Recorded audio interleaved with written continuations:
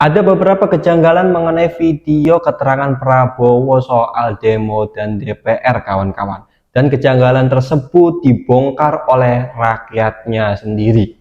Apakah kejanggalan tersebut bahwa Prabowo memihak kepada DPR atau rakyat atau tidak kedua-duanya, kawan-kawan?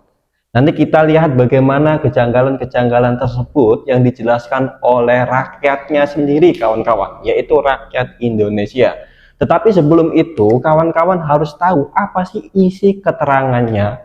Saya sudah menyimpulkan isi keterangan-keterangan tersebut, kawan-kawan. Yaitu yang pertama adalah mengapa harus dijelaskan dulu inti keterangannya agar kawan-kawan bisa melek matanya.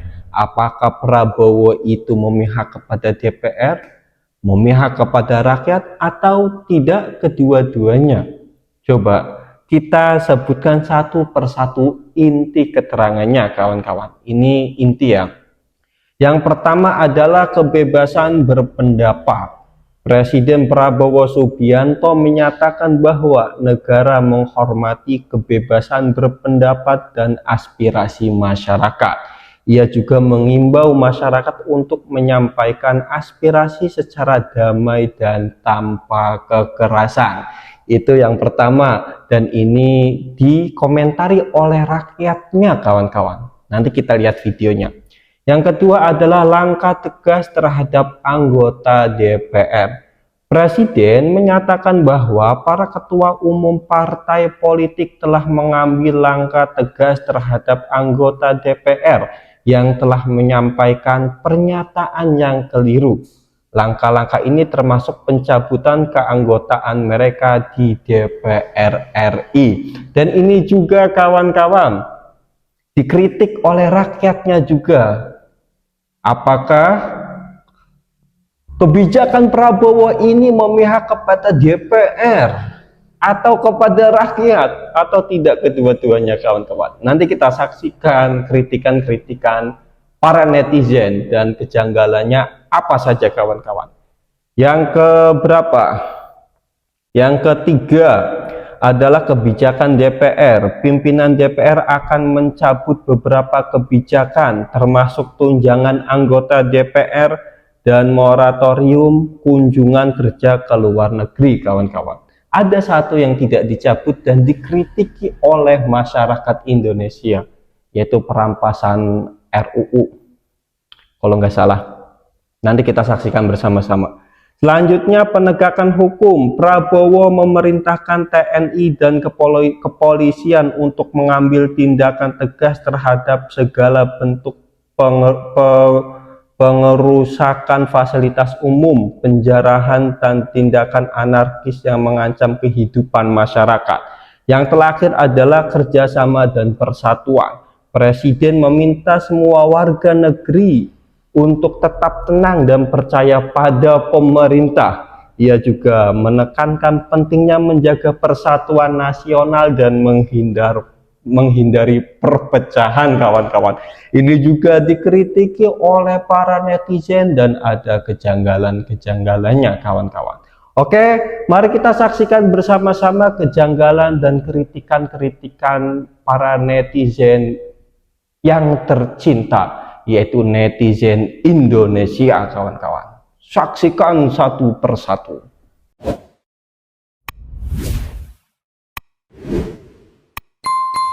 PDI Perjuangan, hari ini kita udah melihat beberapa anggota yang pernah berlaku arogan dan menyakiti masyarakat sudah dinonaktifkan oleh partai masing-masing. Tapi sampai saat ini kita masih menunggu bagaimana dengan jawaban kalian terhadap anggota-anggota kalian yang pernah menghina rakyat. Terutama dan paling utama adalah juara dunia, manusia paling arogan sedunia yang tidak mau disamakan dengan rakyat jelata yang ngasih dia makan. Jadi, kapan kalian akan segera mengambil tindakan tegas? Oh, satu lagi, semoga kalian pernah dengar ya slogan "Save the best for the last".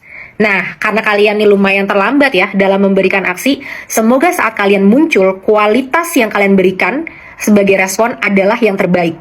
kita bisa belajar dari pos-pos sebelumnya, klarifikasi sebelumnya yang diberikan oleh partai politik, lumayan tidak tegas dalam kata-kata. Dengan kata-kata menonaktifkan, itu nggak terlalu transparan dan nggak jelas apa artinya, menonaktifkan di mana, apa fasilitas-fasilitas yang sudah hilang, sampai kapan dinonaktifkan, ataukah ini sama dengan dipecat, dan lain dan sebagainya. Jadi, kita berharap karena kalian sudah merespon paling lama, semoga kalian datang dengan respon yang sangat tegas.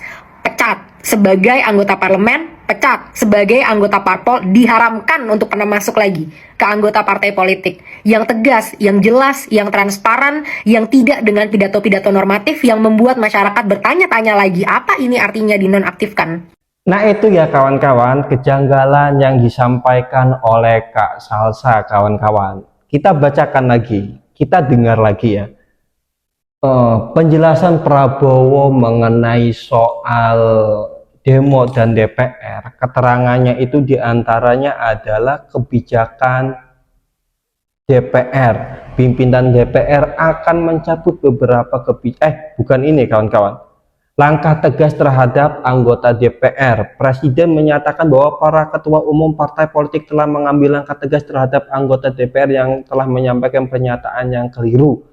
Langkah-langkah ini termasuk pencabutan ke anggota mereka di DPR RI. Ternyata ada beberapa anggota DPR yang di partai tidak dicabut kawan-kawan. Dan juga pencabutan ini apakah benar-benar dipecat atau dinonaktifkan, kemudian mereka memiliki kesempatan untuk apa? Untuk menjadi DPR lagi. Berarti kan gimana kawan-kawan? Apakah ini berpihak kepada masyarakat atau berpihak kepada DPR atau berpihak kedua-duanya atau tidak berpihak dua-duanya kawan-kawan? Yaitu tinggal kawan-kawan bagaimana menyimak berita ini ya kawan-kawan. Ya terserah jawaban kawan-kawan bagaimana. Karena saya di sini hanya menyampaikan saja, bagaimanapun jawaban kawan-kawan itu terserah kawan-kawannya. Itu kejanggalan yang pertama. Oke, kita saksikan bersama-sama kejanggalan yang kedua, kawan-kawan. Keadaan Indonesia ini ya udah separah ini. Tapi kenapa sih ya harus nunggu chaos dulu, harus nunggu ribut sampai separah ini dulu, baru ada pergerakan permintaan maaf. Udah gitu permintaan maafnya juga kagak ada solusinya gitu loh. Baru hari doang tuh dicopot-copotin. Kenapa nggak dari kemarin-kemarin? Kalau kemarin-kemarin udah dicopotin, nggak akan semarah ini, nggak bakal separah ini. Dan sampai sekarang ini gue nggak tahu keadaannya gimana, udah kondusif atau belum, karena kan benar-benar dibatasin ya. Kalau biasanya tuh kemarin tuh kan kita masih bisa lihat lewat live, kalau sekarang tuh benar-benar kayak buta gue. Dan kalau memang sampai sekarang keadaannya masih belum kondusif, mau tunggu sampai separah apa lagi? Segera sahkan ya undang-undang perampasan aset. Kenapa pada takut sih? Kenapa paling takut kayaknya sama pasal itu? Pada takut miskin atau apa nih? Atau pada nggak bener atau kayak gimana ini? Toh juga kalau terjadi perampasan aset, itu juga buat capek.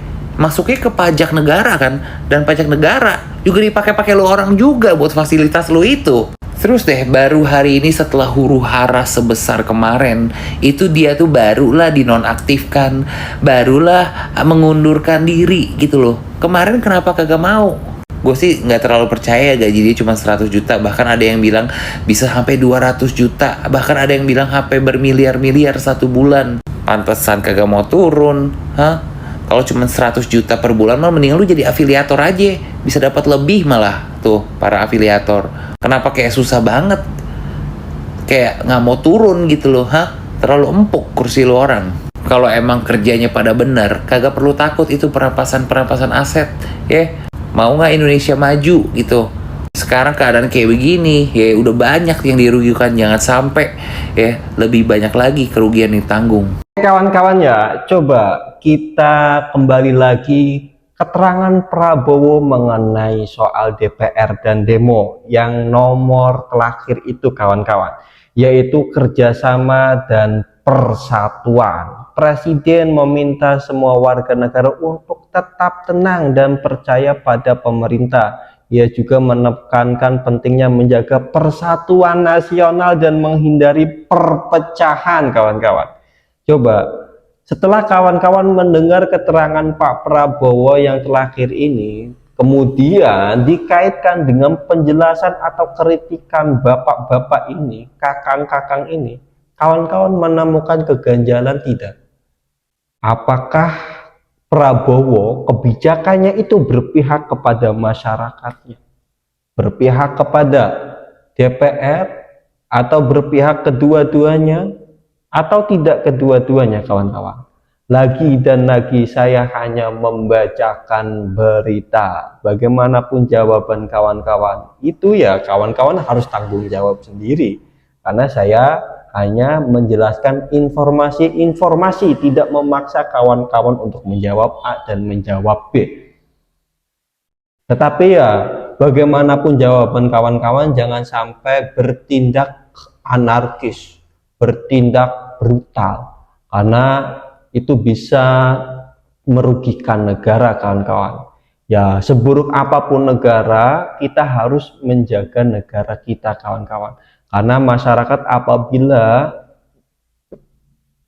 apabila masyarakat itu tidak memiliki negara, kawan-kawan akan tahu bagaimana akibatnya ya. Oke, berita selanjutnya, kawan-kawan. Maksud saya adalah kritikan selanjutnya. Saksikan. Apa yang bisa DPR lakukan selain minta maaf? Yang pertama, cabut kebijakan yang memicu. Cabut tuh tunjangan-tunjangan kemarin yang kontroversial. Terus kalian umumkanlah, bilang kami mencabut kebijakan ini karena kita merasakan ketidakadilan bagi rakyat. Ini tandanya DPR ikut merasakan dan bertindak langsung. Itu yang pertama. Yang kedua, buka audit publik dana DPR. Tunjukin semua anggarannya, terus pilih anggaran mana yang bisa dipotong, bisa diefisiensi. Entah perjalanan dinas mewah atau fasilitas yang berlebih. Nah, potongan anggaran tersebut dialihkan. Subsidilah pendidikan, kesehatan, sama dana bantuan sosial. Terus yang ketiga, transparansi kinerja. Bikinlah suatu website atau app, aku nggak tahu ada atau nggak, tapi kalau ada pun kita ya semua rakyat tuh nggak tahu. Itu website isinya tuh progres kalian kerja. Jadi kalian tuh lagi ngapain sih? Jadi rakyat tuh tahu kalian tuh ngapain. Jadi kita tenang ketika uang pajak kita dipakai sama kalian. Lalu bikin KPI. Orang kantoran aja punya KPI kok. KPI itu berbentuk angka, tapi bukan angka survei. Angka survei kan bisa dibuat-buat. Bikinlah angka capaian. Nah, ketika KPI dibuat, kalau kalian nggak achieve KPI itu, ya akan terjadi sesuatu ya kayak karyawan aja, antara dipecat atau gajinya dipotong. Nah, kalau kalian bilang susah ngelakuin hal itu, ya emang susah. Jadi wakil rakyat tuh susah. Kalau mau gampang ya tidur-tiduran sini aja udah. Gak usah jadi wakil rakyat, tidur-tiduran aja gampang. Ini sepertinya netizen ini tidak menanggapi keterangan Prabowo, kawan-kawan, tetapi keterangan mengenai anggota DPR yang meminta maaf. Tetapi kalau misalkan dia mengkritik keterangan Prabowo, bisa juga, kawan-kawan. Seharusnya Prabowo itu tidak mencabut, tetapi harus membuat kebijakan baru berdasarkan apa yang dijelaskan oleh netizen ini, kawan-kawan. Gitu harusnya, kawan-kawan. Bukan hanya sekadar pencabutan. Karena kasus seperti itu akan terjadi lagi kalau misalkan tidak dievaluasi. Betul nggak, kawan-kawan? Ya, gitulah pokoknya, kawan-kawan. Oke, kita simak kritikan selanjutnya, kawan-kawan. Akan dilakukan pencabutan beberapa kebijakan DPR RI, termasuk besaran tunjangan anggota DPR. Guys, pada akhirnya Presiden sudah memberikan pernyataan terhadap beberapa tuntutan-tuntutan rakyat yang belakangan ini murka. Apakah harus begini dulu baru didengar? Gua rangkum aja pernyataan Presiden. Yang pertama, pencabutan kebijakan-kebijakan DPR yang nggak masuk akal, yang nggak ada otak. Gue sebenarnya masih nunggu nih giliran rumah dia sama Puan juga kan. Gue udah gede banget sama nih orang setelah rumahnya si Sahroni, Uya Kuya, Eko, Sri Mulyani, dan juga Nafa Urbah. Kayaknya giliran dia gitu yang memancing emosi rakyat. Harusnya dia dan Puan harus mundur. Setuju nggak kalian? Kemudian pembantu rakyat yang nggak becus seperti mereka ini udah diberhentikan, kecuali nih ya si Kunyu ini. Kalau mau fair, wakil ketua dan ketua DPR juga harus diberhentikan. Setuju nggak kalian? Sebenarnya satu lagi tuntutan rakyat, sahkan rancangan undang-undang perampasan aset. Jadikan amarah rakyat belakangan hari ini sebagai pembelajaran buat kalian. Kita memantau kalian. Kalau kalian masih nggak becus, kita masih bisa melakukan hal yang lebih gila dari yang kemarin. Kalian adalah pembantu rakyat. Kekuasaan tertinggi ada di tangan rakyat. Kok kalian pula kurang ajar sama rakyat? Ingat, kita masih belum puas, sahkan rancangan undang-undang perampasan aset. Setuju nggak? Gimana, kawan-kawan? Setuju nggak mengesahkan undang-undang itu, kawan-kawan? Coba tulis ke kolom komentar ya. Lah, mari kita doakan bersama-sama semoga Presiden kita Prabowo Subianto menjadi orang yang lebih bijak dalam memimpin negara Indonesia. Amin ya robbal alamin. Mengenai tentang keadaan Indonesia, kawan-kawan, dari 25 Agustus sampai sekarang, ada beberapa netizen yang membanding-bandingkan negara Indonesia dengan negara lain. Entah itu tujuannya untuk apa, tetapi tujuan yang pastinya adalah agar rakyat Indonesia melek, agar pejabat Indonesia melek, agar pemimpin Indonesia melek bahwa Indonesia itu tertinggal, kawan-kawan, apabila dibandingkan dengan negara-negara lain. Ya oleh karena itu rakyat, pejabat, pemimpin, dan lain sebagainya harus benar-benar usaha untuk memajukan, untuk memakmurkan Indonesia. Di antaranya adalah netizen yang mengaitkan negara kita dengan Jepang, kawan-kawan. Bagaimana selanjutnya kita saksikan bersama-sama. Tahu gak sih, di luar negeri, khususnya di Jepang, para pejabat-pejabat di sana itu kalau punya case sekecil apapun, misal dari salah bicara, atau misalkan gagal mengelola proyek tertentu, atau nih kerjanya nggak sesuai prosedur, mereka akan mundur dari jabatannya. Karena apa? Malu. Jepang ini menganut budaya malu yang bener-bener luar biasa ya. Jadi kalau misalkan pejabatnya mundur, itu bukan semata-mata mundur aja, tapi sebagai bentuk pengembalian nama baik instansi di depan mata publik. Hal ini tuh berbanding jauh banget sama Indonesia. Jangankan mundur malu aja mungkin enggak ya. Demo berhari-hari, sudah ada kerusakan fasilitas umum, sudah merenggut beberapa nyawa, tapi pejabat-pejabat ini nggak kunjung muncul di hadapan publik. Hanya 1-2 orang doang yang muncul untuk meminta maaf, itu pun karena takut dijarah. Kita sendiri tahu banget, setiap hari berseliweran kasus-kasus korupsi, kasus-kasus pejabat-pejabat yang nyeleneh, tapi nggak ada tuh mereka minta maaf atau langsung mundur dari jabatannya. Iyalah, jelas gak mau, karena mereka nggak mau kehilangan duitnya. Yang bikin saya heran adalah ada beberapa permintaan maaf, ada pengakuan klarifikasi untuk ingin dievaluasi tapi nggak mau mundur. Tolong ya Pak, Bu, Bapak Presiden, semoga aspirasi ini bisa menyampaikan keprihatinan saya sebagai warga negara biasa ya, masyarakat biasa gitu. Saya harap dengan kejadian seperti ini sistem negara ini benar-benar bisa diperbaiki. Bukan hanya diperbaiki, tapi orang-orang yang gak berkompeten di jabatan ini diganti. Udah banyak kerugian masyarakat yang sudah kami rasakan. Pajak yang kita bayarkan digunakan untuk bermewah-mewahan, untuk flexing, untuk kepentingan diri sendiri gitu ya Pak. Kayaknya nggak adil Pak. Negara ini butuh pemimpin yang benar-benar mau majuin negaranya, bukan mau majuin diri sendiri atau menguntungkan diri sendiri. Di video sebelumnya ada orang yang berkomentar apakah Pak Sahroni meminta maaf atas perlakuannya kepada masyarakat Indonesia. Ketika saya mencari, saya mendapatkan video Pak Sahroni meminta maaf di aplikasi X. Itu aplikasi apa namanya itu kawan-kawan kalau lama? Sekarang itu aplikasi X ya, lama Twitter. Dan ini di reaction oleh salah satu netizen, kawan-kawan. Coba kawan-kawan, gimana tanggapan kawan-kawan setelah melihat permintaan maaf Pak Sahroni ini? Coba kita saksikan bersama-sama. Untuk seluruh rakyat Indonesia, saya minta maaf yang sebesar-besarnya atas ucapan yang telah saya lontarkan. Saya dengan penuh kerendahan hati tidak akan mengulangi dan akan memperbaiki. Untuk permintaan agar saya kembali ke tanah air, mohon maaf belum bisa saya penuhi karena saya harus menjaga keamanan diri dan keluarga saya. Salam Ahmad Sarini. Intinya si Sahroni ini ya kagak mau balik ke Indo, dia masih mau di Singapura. Kata gue, lu ngapain sih balik EG? Lu lagi tukar pelajar sama DJ Inquisitive, hah? Dia aja lagi di Indo, lu ngapa di Singapura? Pulang balik. Terus ini lagi nih, lu baca deh ya, intinya dia kagak mau mundur. Katanya saya tidak akan mundur, saya dipilih oleh rakyat secara sah, ini amanah dari rakyat. Ya, sebenarnya gue juga bingung ya, rakyat mana yang milih dia ya, kayak tiba-tiba aja jadi gitu loh. Cuman ya udahlah, anggaplah benar ya. Dia masih ngotot mau bertahan karena katanya dipilih secara rakyat lah. Terus ini ngapa kagak mau mundur? Pan disuruh rakyat juga. Lu bawa-bawa rakyat. Sekarang kan rakyat nyuruh lu mundur, ya lu mundur, Ege. Atau enggak nih lu edit, lu ganti, lu revisi. Jangan bilang bertahan karena rakyat berarti dong. Bilang aja bertahan karena duit, simple. Terus nih dia nggak terima dikatain makan duit rakyat. Ya lu kagak makan duit rakyat, ya udah ya. Tapi lu makan anggaran.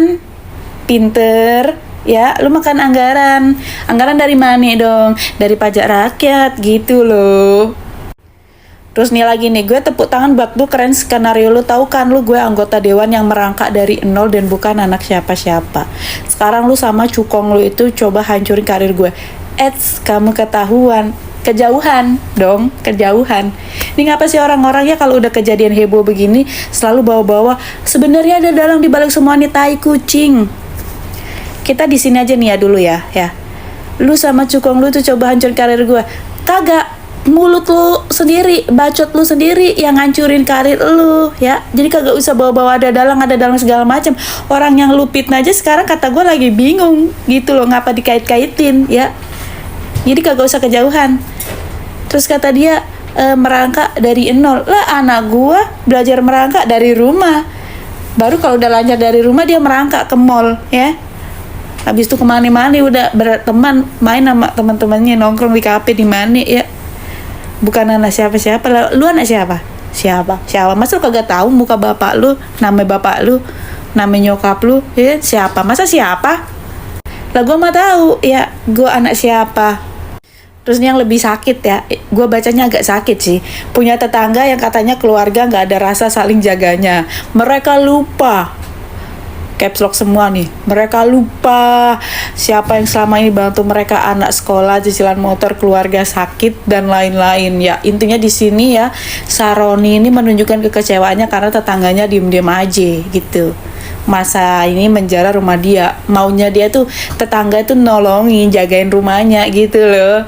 Ya sebenarnya gimana ya, Saroni ini sebenarnya orangnya baik sih, di lingkungan sekitar tuh dia kayak sering ya ini bayar-bayarin cicilan tetangga gitu, bantuin anak tetangga sekolah gitu.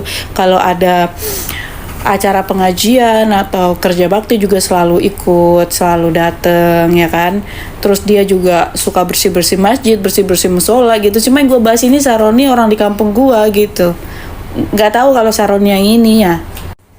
Ini kacau banget sih. Kayak berasa anak SMA ngegalau gitu baca ini. Belum pernah merasa sekehilangan ini. Sakit tapi tak berdarah ya.